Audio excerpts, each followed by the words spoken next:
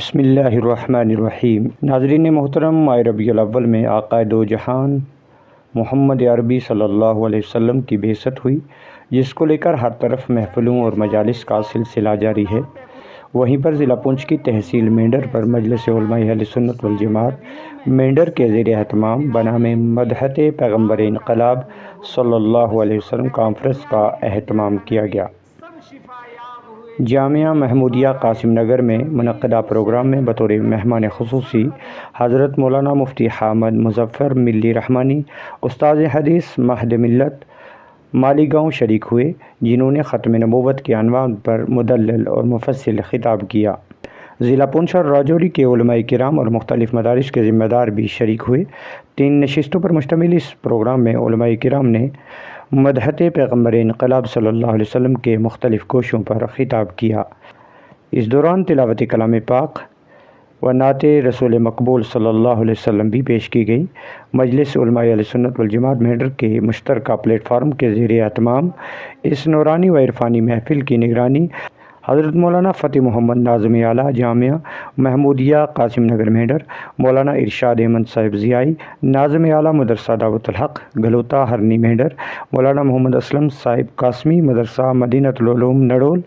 مینڈر کر رہے تھے۔ اس کے علاوہ مجلس کے دیگر کارکنان بھی پیش رہے۔ پروگرام کے آخر میں مولانا فتح محمد صاحب نے مہمان خصوصی و علماء کرام، مفتیان نظام، حفاظ اور دیگر عوام الناس کا شکریہ ادا کرتے ہوئے سیرت رسول پاک صلی اللہ علیہ وسلم کے مطابق زندگی گزارنے پر زور دیتے ہوئے پیار و محبت، اخوت، بھائی چارے اور ادب و احترام کی تلقین کی۔ مہمان خصوصی کی خصوصی دعا پر پروگرام اپنے اختتام کو پہنچا۔ مزید جانکاری مجلس علماء اہل سنت والجماعت مینڈر کے تعاون اور تائید سے 14 ستمبر 2024 نماز مغرب سے لے کر 15 ستمبر 2024 نماز ظہر تک مدحت پیغمبر انقلاب صلی اللہ علیہ وسلم کے عنوان سے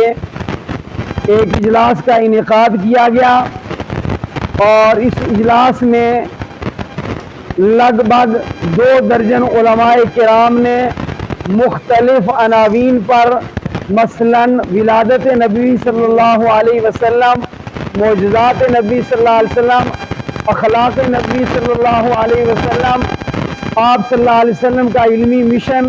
آپ صلی اللہ علیہ وسلم کا دعوت خیر کی تحریک اور ختم نبوت جیسے عناوین پر خطابات فرمائے۔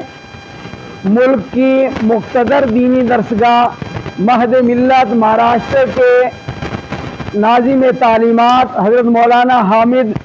ظفر صاحب رحمانی ملی کا آخری بہت ہی پرمغز خطاب ہوا، اور علاقہ بھر سے مختلف علاقوں سے، مختلف طبقات سے، مختلف معیار زندگی سے وابستہ افراد نے بڑے ذوق و شوق کے ساتھ اجلاس میں شرکت کی گئی،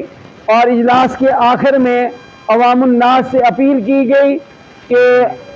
نبی اکرم صلی اللہ علیہ وسلم کی پاکیزہ سیرت کو عام کیا جائے، آپ کی تعلیمات کے اوپر جہاں جہاں بھی اجلاس منعقد ہوں ان میں اپنی حاضری کو یقینی بنایا جائے، اور امن کے ساتھ زندگی گزارنے کے لیے